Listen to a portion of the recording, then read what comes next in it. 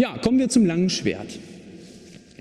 Beim langen Schwert fangen wir genau andersrum an. Während wir bei der Einhandwaffe mit unserer starken Hand anfangen, beginnen wir beim langen Schwert mit unserer schwachen Hand. Denn für uns als Fechter ist für einen Hau, der immer eine rotierende Bewegung aus verschiedenen Gelenken darstellt, das Wichtigste, dass wir möglichst eine Hand nah am Knauf haben, und das ist die Hand, die die meiste Kraft überträgt. Und das ist bei uns tatsächlich beim langen Schwert die linke Hand.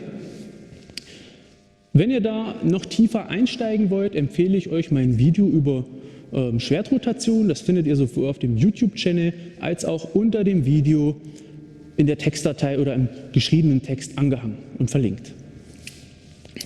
Ihr fangt also wieder an in der Fechtstellung, indem ihr diesmal die linke Hand auf die gleiche Weise wie vorher bei der Einhandwaffe mittig, also mit der Handmitte auf euren Griff auflegt, möglichst nah beim Knauf. Schaut auch hier wieder, macht denselben Test wie mit der Einhandwaffe, mal nur mit Daumen und Zeigefinger, mal Daumen und Zeigefinger loslassen, und dann setzt ihr die rechte Hand über die linke Hand und macht genau das Gleiche. Fühlt sich so ein bisschen an, wenn ihr die Hände richtig habt, als hättet ihr einen Waschlappen ausgerungen oder würdet ihn gerade ausringen. Wichtig ist jetzt, dass die kurze Schneide, damit ihr das hier seht, genau durch diese Linie der Handinnenfläche durchgeht, sodass ihr optimal die Kraft in die Schneide, in eure Waffe übertragen könnt. Und jetzt müsst ihr je nach Grifflänge, je nach eurem eigenen Körper, nach euren Handgrößen und, das ist ganz individuell, den optimalen Abstand zwischen euren Händen finden. Was ihr auf keinen Fall machen solltet, zumindest nicht in den Grundheulen, in dem Modul, wo wir jetzt sind, ist den Knauf anfassen.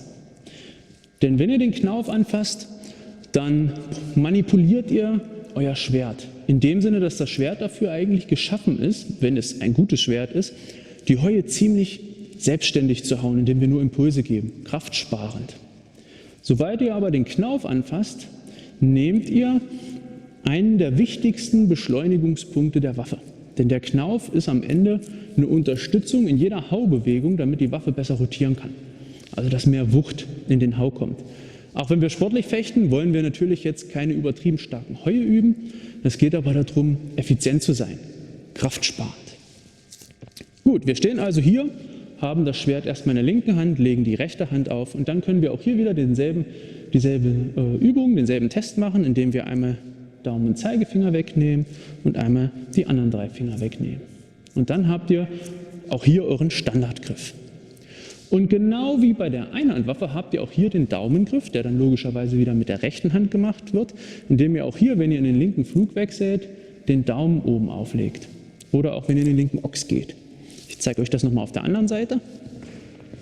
Also Standardgriff, Fechtstellung, eindrehen zum Beispiel in den linken Flug. Der Daumen ist oben drauf, entweder wieder auf dem Griff oder auf der Fläche oder im linken Ochs. Auch hier wieder der Daumen innen aufgelegt. Gut, das soll es erstmal gewesen sein. Eine kleine Einführung in das Greifen der Waffe ist aber am Anfang extrem wichtig. Denn viele Fechter halten ihre Waffe am Anfang sehr verkrampft.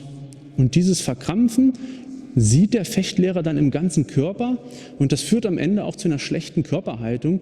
Wir müssen so schon sehr viel Ausgleichsgymnastik gerade beim langen Schwert machen, bei der Einhandwaffe weniger, um möglichen Verletzungen oder Disbalancen im Körper einfach ein bisschen entgegenzuwirken, um gesund zu bleiben. Und je verkrampfter ihr eure Waffe haltet, umso mehr müssen wir am Ende ausgleichen. Also probiert immer relaxed zu bleiben. Gut, das war es erstmal zu den Griffen. Und wir machen gleich mit dem nächsten Punkt weiter.